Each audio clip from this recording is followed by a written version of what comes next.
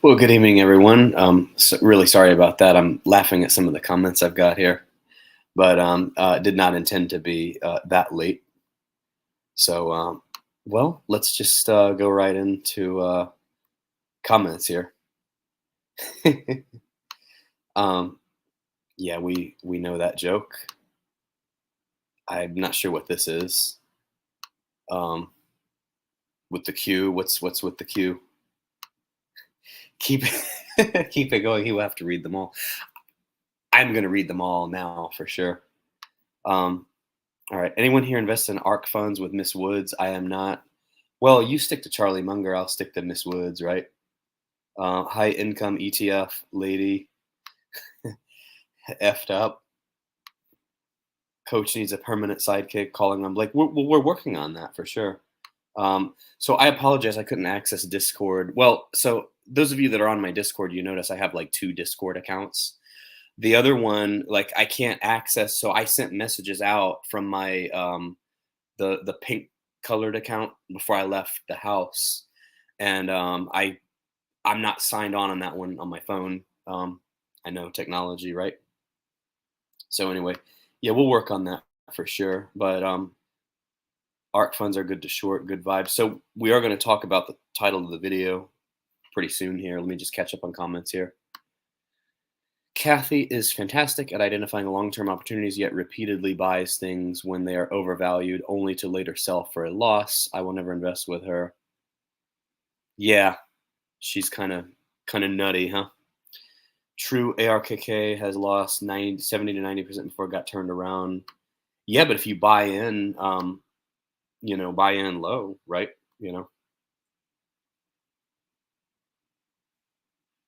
So, well, welcome for some of you that I haven't seen in a bit. Account churning. What's this? QQQY is one of the funds we're going to talk about. QQQY can also be shorted. Yes, I figured that. You read my mind. Next 2 days, let's get 6% dividends, then short term. Sounds like a good idea. What's the deal exactly if you were to short QQQY with shares today before the X date, as it will obviously drop? All right, let me check the Discord here. I got a couple articles we're going to go over, and let's just see if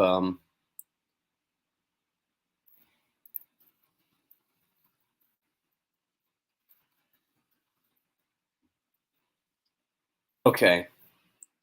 So, yeah, sorry about that. I didn't expect to be that far behind. Like I said, oh, we got some good stuff here. I appreciate all the messages you all send me, but I'm just so far behind on them.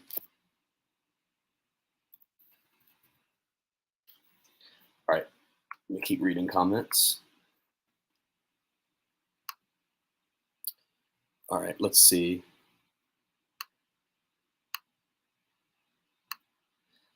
Well, I guess I don't need to read them all. Oh, by 11:30, you all were looking for me. Well, you were before then, I imagine. I should have just set it to like 11:50, and I would have been fine.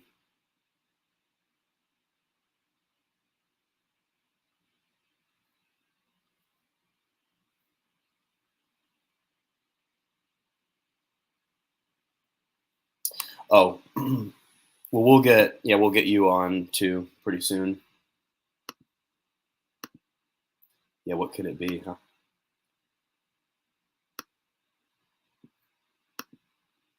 Not all of them. No, I wouldn't ghost. I wouldn't ghost you all. I mean, Halloween's October 31st. We don't want to celebrate too early. Um, uh-oh, play on words here. Let's see. I am really sorry about that, guys. I didn't mean to be that late.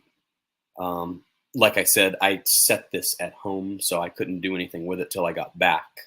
So use this opportunity to ask you all which companies you're the most interested in me talking about when I get above 50 subs and do a live stream.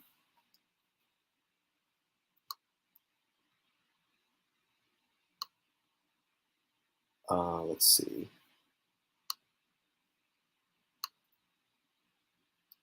50,000 publicly traded companies to choose from, so the list of choices is endless. Yeah. All right, let me do this real quick here.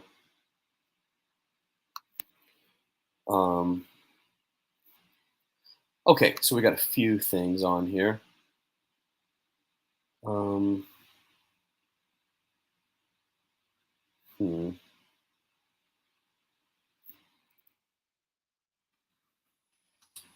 All right. Oh, that's not it. Hold on.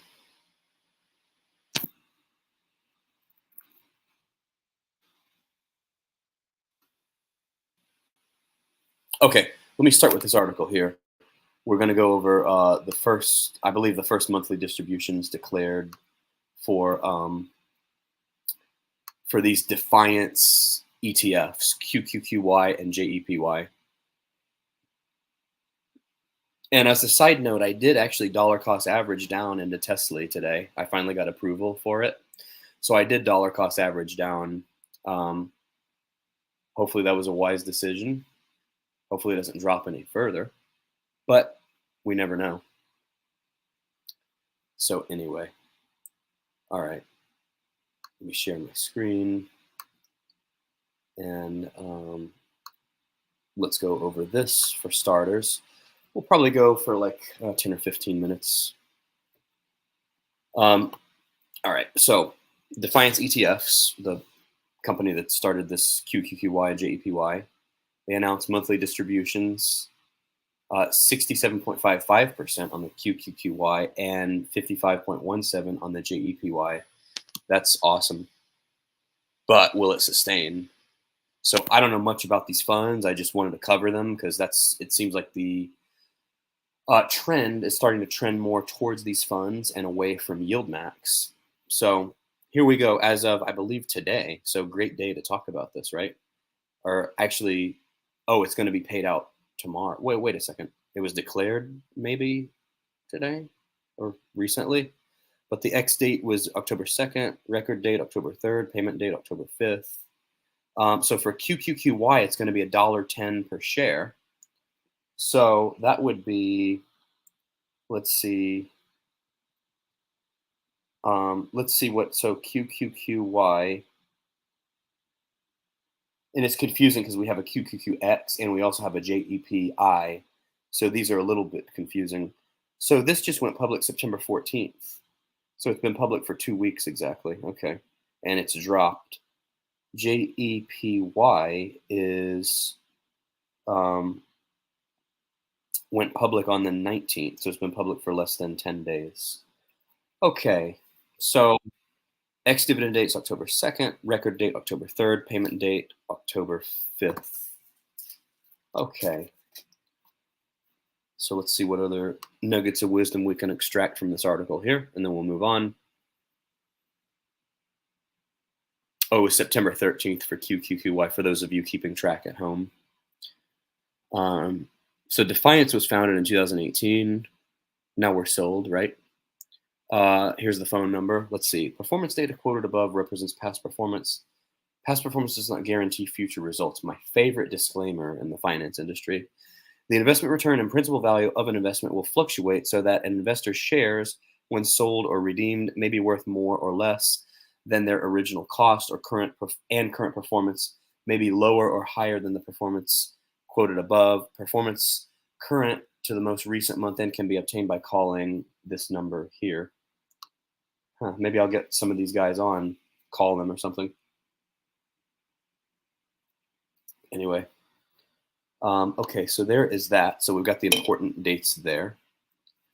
QQQY is the NASDAQ 100 index benchmarked fund, includes 100 of the largest non-financial companies listed on the NASDAQ stock market based on market capitalization. This makes it a large cap index, meaning its constituents have a high market value. I like this fund actually from the little bit that I know about it.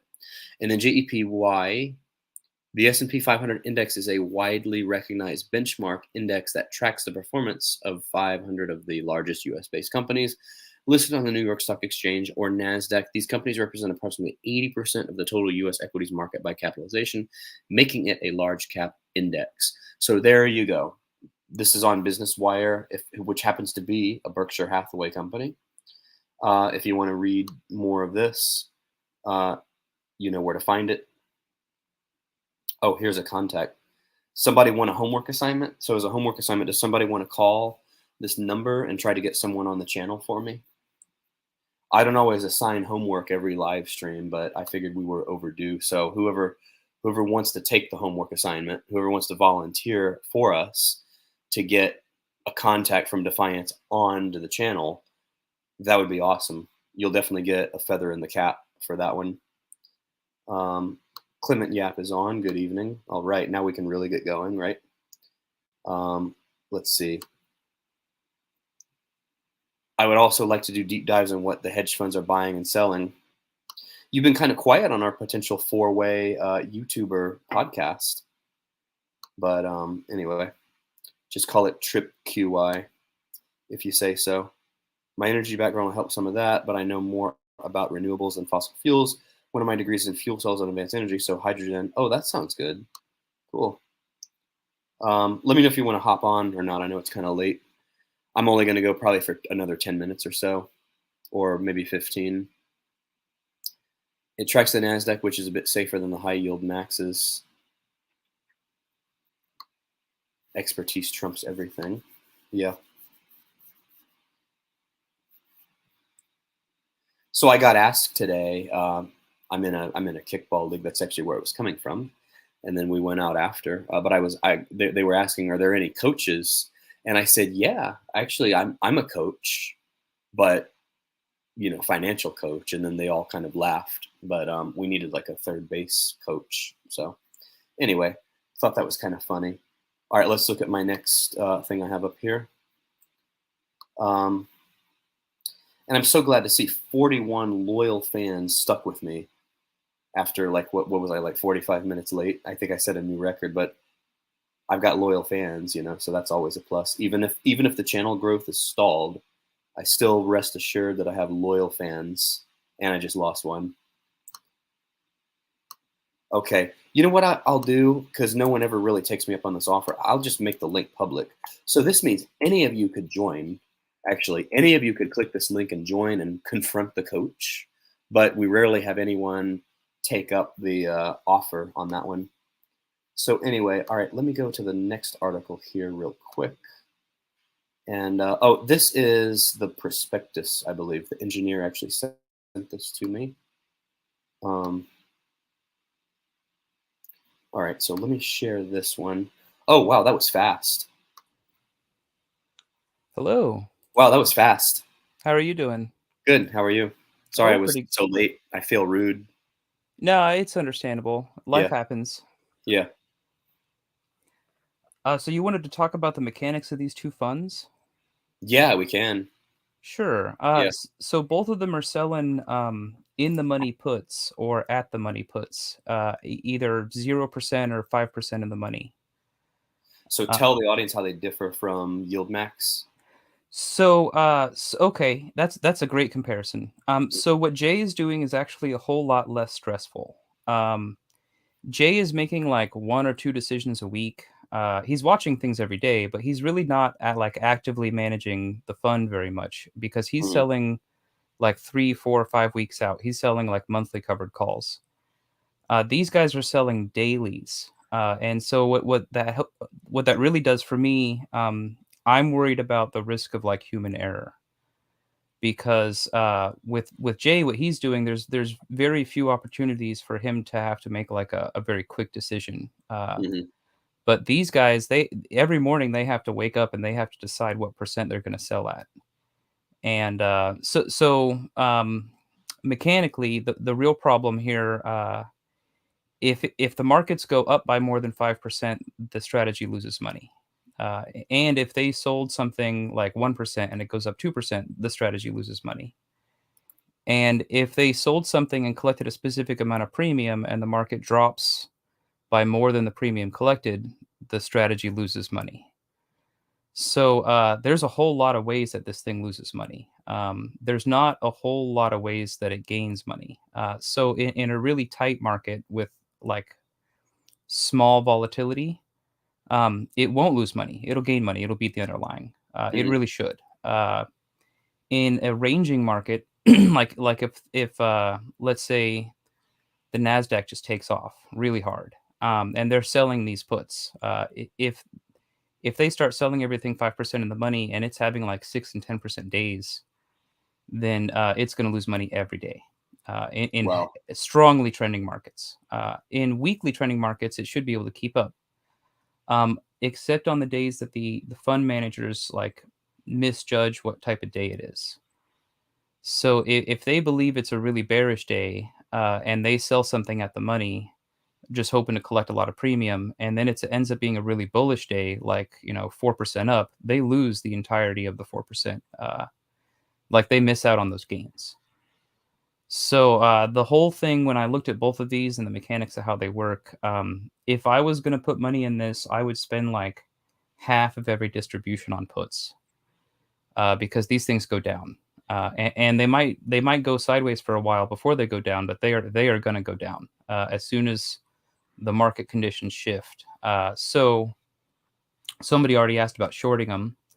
If you choose to short these things, you should keep extra cash in your account, because I'm pretty sure that your broker will take that cash out and hand it to whoever owns the shares long, because you own them short. So you're paying them. So that's another concern. If you don't have enough cash in your account, you can get margin called. So this isn't really like an actual loss, because your positions should grow. Like, if a distribution is paid, they go down, right? So your short position should gain value. But if you happen to not have any cash in your account on X date, I don't know if it's X date or what. I've never gone through this experience, so I can't tell you exactly how it Oh, actually, happens. like the dividend process, Yeah, like no, actually no, no. I getting. mean, if you're shorting it and the dividend Oh, happens, when do they take that money out of your account? Is it on the day that it drops? Is it, oh, you know what I'm saying? good. Is it the day Yeah, before? Because I'm not sure. they have to process that money. Do they need time to process that? I really don't know. I haven't shorted a market through a dividend. I don't know what exactly what day that the drop happens, Hmm. but they're going to take money out of your account, and the position will go up in value by Hmm. basically the same amount. So those are most of my concerns. Would be, it's really difficult to hedge this thing. So with YieldMax, it's not that difficult to hedge. It's a very smoothly moving fund, and it's very easy to predict what it's going to do. And you can check on it like once a week and see what's going on and move your hedges. But this thing, it moves every single day.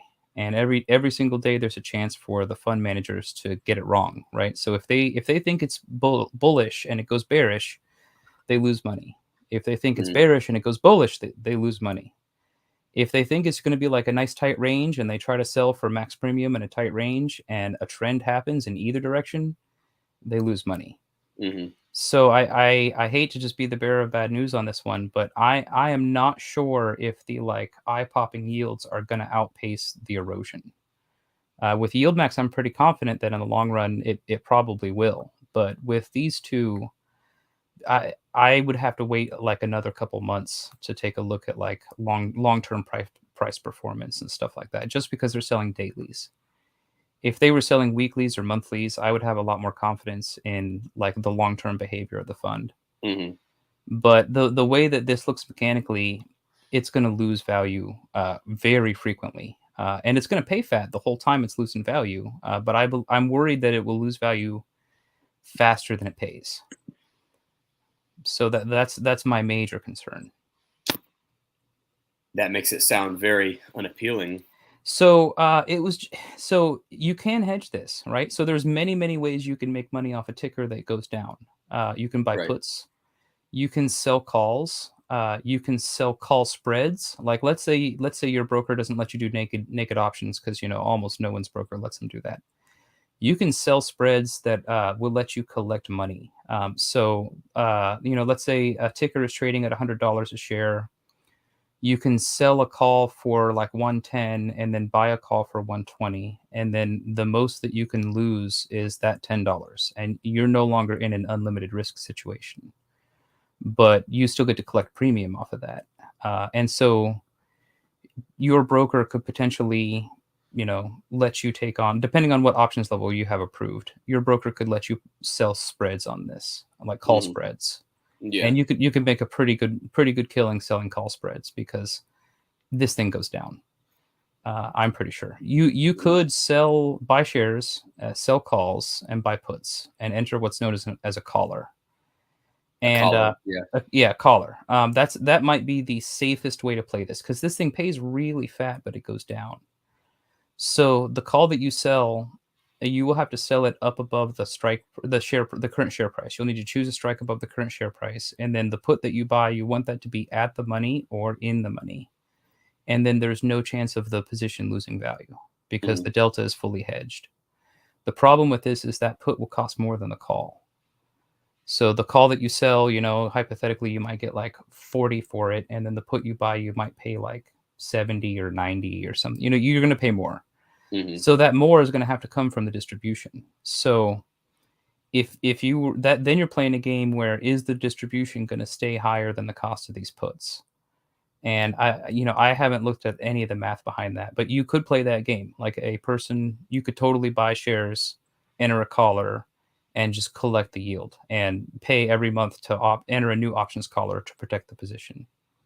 Yeah. So, I mean, once you've recovered your principal, then, just ride the dividends as long as they're, paying. Well, so I would just be worried about like a really, really violent, volatile market causing this thing just to basically fall right off a cliff, and the NAV value of the fund just going straight down. The mechanics are very different, but are you familiar with Volmageddon? Like a little volatility. So there was a specific ticker, and I'm sure someone in the audience is going to know exactly what I'm talking about here. There was some short VIX volatility tickers that operated very similar to how SVOL operates now, except SVOL also buys calls. So SVOL hedges its position. And these VIX, short VIX tickers, they were pretty good payers and they were consistent payers, and they went up in total returns and they looked real attractive and everything was good until one day the VIX in the aftermarket squeezed. And the plumbing of how the market works, like these futures traders and all of these people running leveraged funds, when you run a leveraged fund, you have to build it using a bunch of leverage, and it takes time to like unstack all that leverage at the end of the day. So the people running the fund, when the market closed, it immediately started ripping, and the act of them trying to close their position caused it to rip harder. So in order to close, they had to buy. By the time they were done buying, meaning like at 4 p.m. or 4:15, it started ripping after the market closed. By like 8:30 or 9 o'clock, the fund had lost something like 85 or 90% of its value in about 3 or 4 hours. Yeah, all markets were closed. Markets shut off at 4 o'clock. People turn off their computers. They go home. They think everything's good. They wake up the next day, 90% down. So that was a wake-up call. It's called Volmageddon. You're welcome to look it up. It's a pretty interesting topic, but I'm not concerned that either of these funds are going to Volmageddon in a single day. But I would be concerned about a period like a month straight of extreme volatility, which we might be facing, some point this year, right? I'm convinced that the Fed is putting a lot of stress on the economy as a whole. And they're hoping to put exactly the right amount of stress to produce a soft landing where unemployment goes up but nothing breaks. And if they misjudge this, they could break something. Like some industry will break before inflation comes down the rest of the way. So if that happens, we could enter a dramatic black swan event. And I would worry about holding this kind of a fund during days when the SPY is like moving down 6% a day, or the NASDAQ moving down 6 or 7%. You don't want to be long this thing when either the underlyings are moving really hard. You'll lose it all. I mean, you won't lose it all. You'll lose NAV very quickly with the fund. So you would almost have to watch it like a hawk. And so for example, last Wednesday the Fed had some very scary news to tell everybody, and the markets have been freaking out ever since then. And so if I had already been in this position, I would probably have sold it before Jerome Powell started talking on Wednesday, just to go risk off, right? Just to I've seen be in the risk. 2 weeks they've been around, they've dropped Well, that's consistently. similar to how YieldMax opened up at basically the worst time to open a fund, Right. for Tesla. Mhm, This one, they chose a really bad time to open a mhm. fund because we might spend the next month or two going down. I don't really know what's going to happen. I mean, So then buy in 2 months then? well, I am bad at timing the future, but I'm really good at telling you what's happening right now. Right now, we're in a bear market. We just had like a 3 or 4 month short squeeze. We're near the top of a short squeeze. I'm convinced we're going to go back down to where markets should be. I don't know where that is. I don't know. SPY should be at 410 or 420 or something like that. I would have to look back at some charts, but um, the SPY is currently overvalued and is currently trying to bear market its way down to normal value, fair value for the SPY. So I don't really know how long that's going to take. I don't know how violent it's going to be. It could take like 2 months to play out. Could take like 6 months to play out. It could go way below fair value, way down into the troughs of despair, and then rip right back up past it. I cannot tell you the future, but So I to can tell this you comment, like, if it was like March of 2020, that how could would it be, handle a market crash. Okay, yeah, so like pretty March of pretty 2020. poorly, pretty poorly, yeah. Yeah. So yeah, if you were to hold these things through March of 2020, so the markets start crashing and you pull out on like the second or third day, you're not going to lose a whole lot. You decide to hold through the crash, you're going to lose like a lot, a lot. I would not hold through any crash with this sort of fund. This is not Mhm, like shares of a company where they go down and then back up. With these funds, once they go down in NAV, it's very difficult for them to struggle back up. It's like swimming against the current and stuff like that. yeah. I'm sure all of you are seeing Tesla rip up and away from TSLY, and Mhm. TSLY just does not gain in NAV very well. Like You I've think been it's repeating. dumb to buy more Tesla? No, I don't think it's dumb. It's just you have to have the right attitude with it. So it says very clearly in the prospectus, we do not hedge this position. You have to hedge. You have to do something to keep yourself protected from the asset erosion. Mhm. So this is why I keep talking about shorting TSLL, because every time TSLY goes down, TSLL will have gone up, and then you could just sell a little bit of the short position and move it into TSLY, and then you'll never actually like lose position value.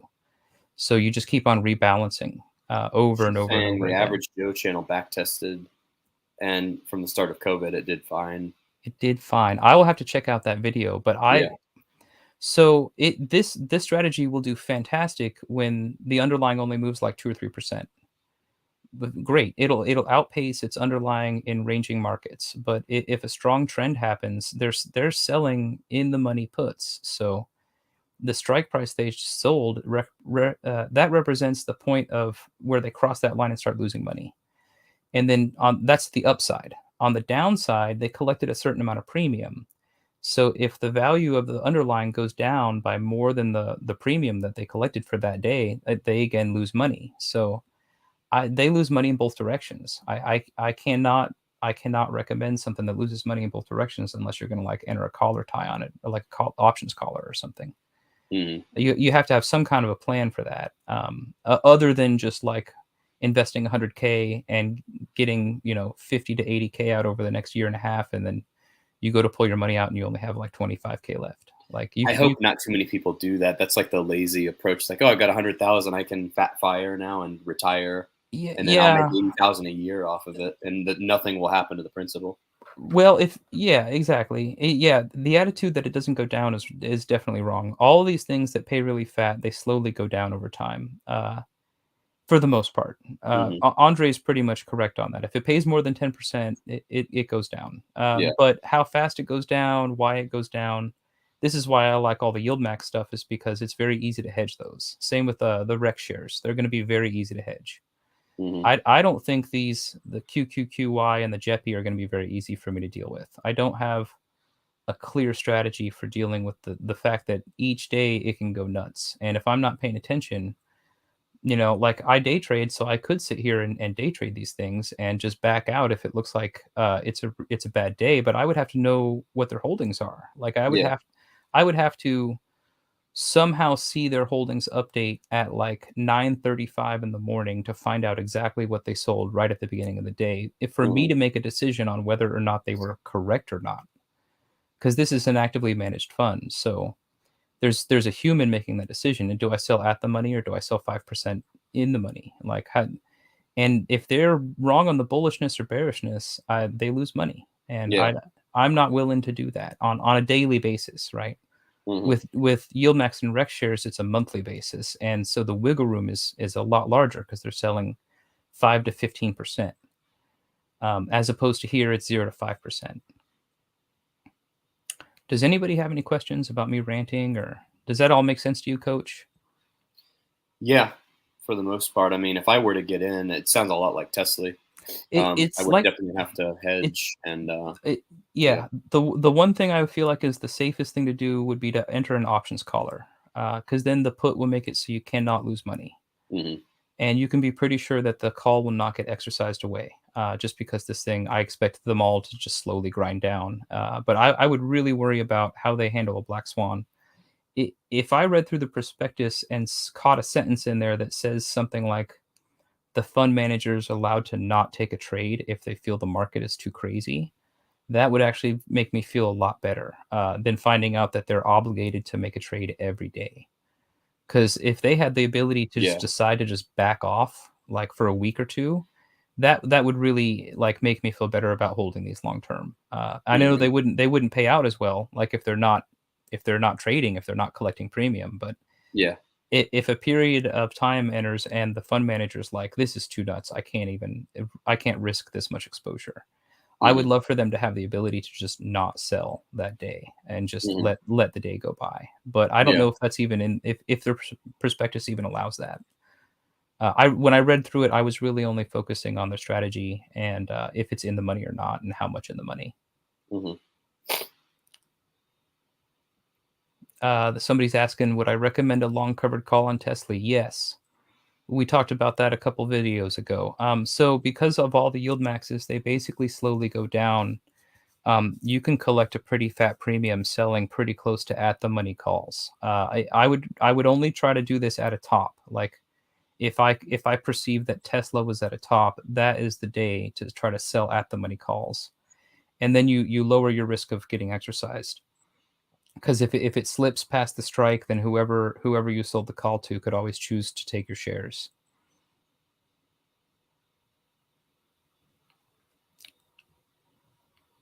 Hmm.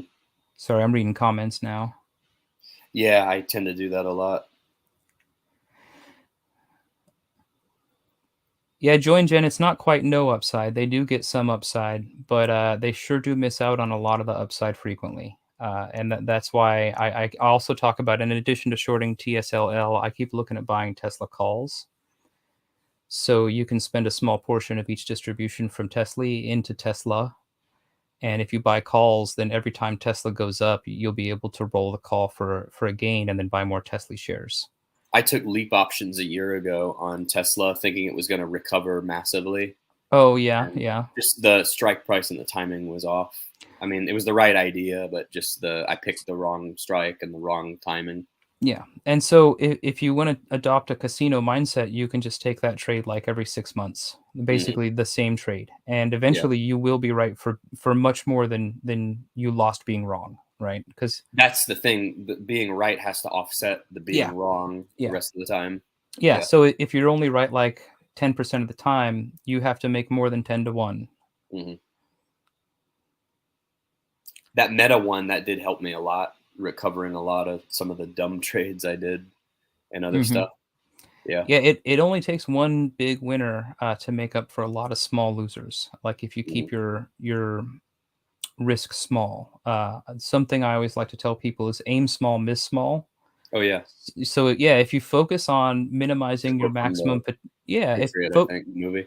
Yeah, yeah, yeah. Well, it yeah. wasn't a very good movie. I enjoyed watching it. It was one of those awesomely bad fun movies. Oh, you didn't like it? Really? Well, it was really historically inaccurate, and they really should have tried to make something that actually, instead of like following a historical figure and meshing two or three real historical figures together, They made Mel Gibson the hero. Yeah, and they should have just covered it more historically. But that's me. I'll say that about pretty much every like historical fiction. Like why didn't they just use a real historical figure instead of making up a Mel Gibson analog?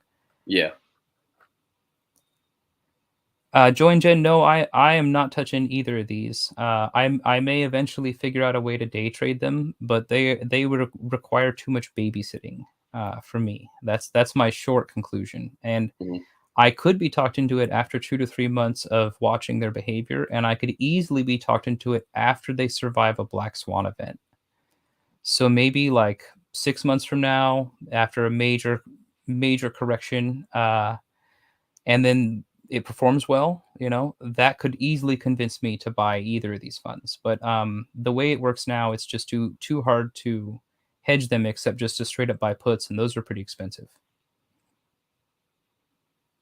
So I was thinking, just from a logistical standpoint, I want to move this over to Discord, like use something other than StreamYard and do like the audio with the audience.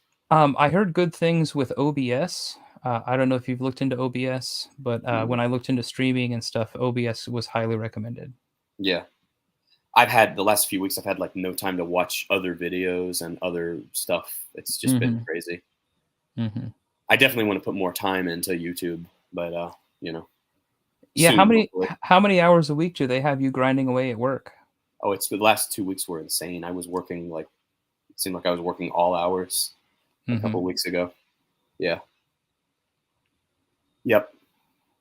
And then a couple of people have COVID on our team, so oh my, we got to actually work from home. We could go in like 2 days a week, but working from home. But even still, like, people think you're at home, you get more done like outside of work, but it doesn't really work that way. It depends on if you can stay focused or not, or like I had a buddy who was told to work from home, and I called him up like the next day, and I'm like, "What are you doing?" He's like, "I'm replacing my kitchen counter," and I'm like, "So you're not working?" And he's like, right. "Yeah, well, I went to Home Depot and I bought a countertop, and I'm working.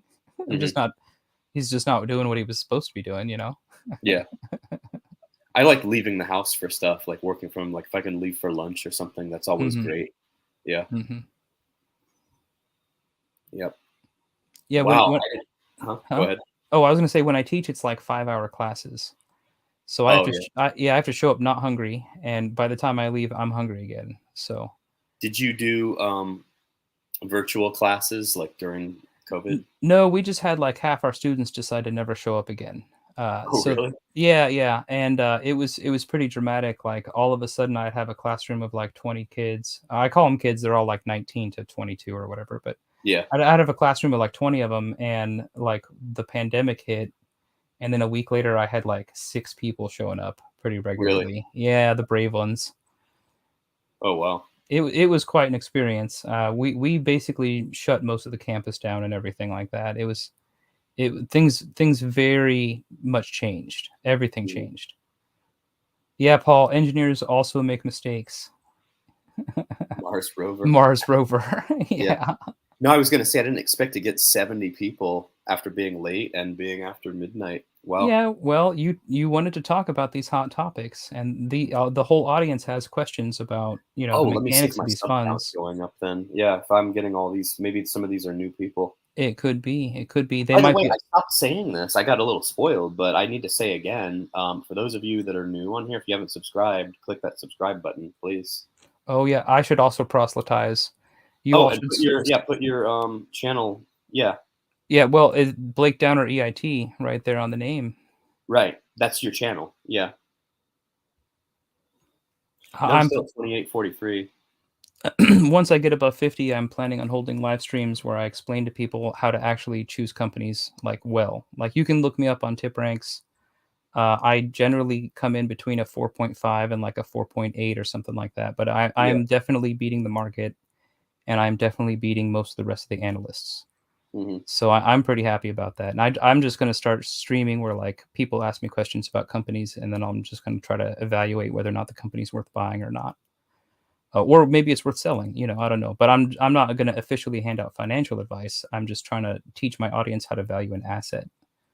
Look at this sub count for the month of September. It's completely flatlined. It was at like almost 40 one day, and then it's completely flatlined. Sad. Yeah, Well, maybe you need to like change up the format or something. I don't know what, but keep it Yeah, I'm spicy. trying to. I feel like the fans are getting more demanding as the channel grows. Yo, oh, Join Jen is insisting maybe if you showed up on time. That might do it, right? Yeah, That yeah. could be the missing piece of the puzzle. Could be could But be I part. feel like, I definitely don't do this on purpose, but I feel like when I keep the audience in suspense and then show up a little later, I have all these fans waiting, like now there's like 73 people, you know. Yeah. Yeah, I'm working on that, the whole schedule thing. Basically, I mean, you could say I do kind of follow. It's like every other day. Mhm. I mean, I aim for like Monday, Wednesdays, and Fridays, but it's like every other day. So, Yeah, I don't know how often I'm gonna try streaming. At least once a week minimum, something like that. I might just use it as a way to take a break from writing, just to step away from whatever project I'm on and just throw up a Varden wants to stream. know, when you get over 50 subs, are you going to bring the coach on? I am definitely. I was gonna ask you to come Yeah. on my channel to teach Yeah. you TA, because I know you already know, like, the same basic TA that retail knows, but I was Mhm. gonna teach you, like, the TA that professionals use, and I don't mean professional traders, I mean, like, institutional traders. I know a lot of this stuff. I mean, here lately, I mean, I haven't been using it every day, but I mean, Mhm, I do know a lot, most of the stuff mhm. at some I'll level. I'll give you a, like, a crash course in retail TA, it'll take, like, 15 or 20 minutes, and then I'll give you, like, a detailed course on, like, actual, like, volume profile, and that could take more like a half an hour to an hour or something like that. Yeah, you were talking about that. I think I'm Yeah. going to buy those books too. I mean, at the very least, I'll add to the stack of books I don't read. But So I may have been wrong on the last stream, which one of the 2 authors was, the mean reversion trader and which one was the breakout momentum trader. I can't remember now. I was I thinking never about clicked that. buy. I think I still have the tab open actually, but it Mhm. was I added it to the cart, You but I may didn't even click buy. you should be able to find a PDF of Mind Over Markets. I read, like, 3/4 of the book before I got a hold of a physical copy. Oh, PDF. Yeah, yeah, I found, like, a 1990s version on PDF that I could just download and read on my computer, Oh, and cool. Yeah. yeah, and I found out by watching the author on YouTube, because the author, is or was alive and teaching the process on YouTube for a Oh, while, nice. and he talked about how the 2nd edition of the book had an extra chapter at the end for how to deal with algorithmic markets and how to deal One with, thing like I've never done, I want to read Ben Graham's book about value investing. I have it right here behind me. Oh, do you? Oh, Yeah, yeah, The Intelligent yeah, The Investor. Intelligent Investor. It is the Yeah. single best investing book ever written. Yeah, I Um, definitely want to read that. it is the number one place to start. Yeah. Well, that's arguable. The other number one place to start would be Peter Lynch, One Up on Wall Street. That's Oh, yeah. the That's on the other, list too. yeah, the other number one first book you should read. So Yeah. there's 2 first books you should read, Yeah. and then after you read both of those, you should read the Dondo Investor. It's the middle book there. Okay. There you go, the middle book. So the problem with most people is that they're trained to believe that there's a direct relationship between risk and reward. And the Dondo Investor teaches you how to look for low risk, high reward situations. And we're all told there's a direct correlation, and there doesn't have to be. If you're willing to look for them, you can find the good deals, and they can be low risk. If you're willing to look, if you know what to look for. Mhm. So that's by Monish Pabrai. He was a student of Warren Buffett. So this goes in order. So Benjamin Graham figured a lot of stuff out. He was a professor. Warren Buffett went out of his way to go get taught by Benjamin Graham. And then Monish Pabrai went out of his way to get taught by Warren Buffett. Mhm. And so the three of them have sort of passed down this tradition. And the current most modern version of it is what Monish Pabrai is doing. He's, however, I have to warn all of you, he's running highly concentrated portfolios, and he is not risk averse. He will take huge risk, but that's how you get big gains. Mhm. You have to be willing to invest in special in places nowhere no one else is willing to invest. Yeah. That's what it takes. This is a part of why I'm so gung ho on High Tide, because I got a great I was just going price. to mention like high tie. Yeah. Yeah, great price, great company. I just need to sit on it and wait for a long time, and it will eventually pay me huge dividends. Not actual dividends. I mean, like, The stock price Yeah, appreciation. huge What do you capital think the time gains. horizon is, like 5 years, 10 years? So if a major sector rally never happens, and because the sector rallies in troughs and huge rallies that go way up above normal valuation levels. If a major sector rally never happens, I'm expecting it to become a multi-bagger. Like I'm probably going to sell 5 or 10 years from now. Mhm. Most of the position, and then hold the rest of it like for the rest of my life. Because like, would you sell Starbucks at $6? How about Oh, I'd Walmart? definitely Yeah, buy it. yeah, how about selling Walmart at 10? So, like, Mhm. it's gonna be very difficult for me to sell any of these shares just because I know this company is just so competitive, and it's gonna be a fast grower, and Yeah. it's very cheap for them to open new stores, and they're highly competitive. They're gonna drive all their competition out of business because they have a price advantage. Would you put like 100,000 in? If you had like 100,000 to invest, would you put it all in high tech? So if I had exactly 100,000 and that was the entirety of my brokerage account, I would probably still be willing to put all of it into high tide. And Nice. but I don't recommend other people do this. I want to be clear. Like you should all diversify. I I've read definitely wanna buy some. I've read all these books, and it gives me the confidence to not diversify. I was gonna say, I Yeah. agree with what Warren Buffett says, diversification is BS. Yeah, so Yeah. Warren has stated on several occasions that 40% is the most that he's willing to put into a position. And I've seen Monish do 90. Mhm. So you can totally, if you really thoroughly see what's going on and know what you're doing and you really have a good deal, you can go above normal risk tolerance. I've done the best when I have like 3 top, like, really Yeah. solid stocks or funds, like in my 401k, large cap, So S&P. yeah, so you Yeah, you can you can buy the Apples and the Amazons and the Googles and the Netflixes of the world, but the problem with those companies is that they have already 100x'd. right. And the odds of them 100xing again is pretty small. So the best place to look is in the small cap and micro cap world because those companies are going to 100x. Right now, I was saying in the chat, there's like 50,000 stocks in the stock market. I'd be willing to bet there's 300 or 400 of them that are going to be 100 baggers over the next decade. Just gotta find You those. just got to find them. Yeah, Yep, you just got to find good they're out companies there. with a lot of promise, a lot of runway. They need to have a durable competitive advantage. People call that a moat. Yep. I actually will say that you need to go one step further. They need to have some kind of unfair competitive advantage. Like it needs to be truly unfair. Like, have you ever watched a Mike Tyson fight? Mhm, It needs to be that kind of unfair. Muhammad Ali, Khabib. It mhm. needs to be like watching an adult play with children in the ring. Like Yeah. it needs to be like this company has no hope of losing to anybody else, and everyone else has no hope of surviving. That's I the feel type like of Amazon had that for a while. Amazon. Yeah, Amazon had Yeah, that for a long time. I'm still yeah. kicking myself because from like 2001 to like 2006.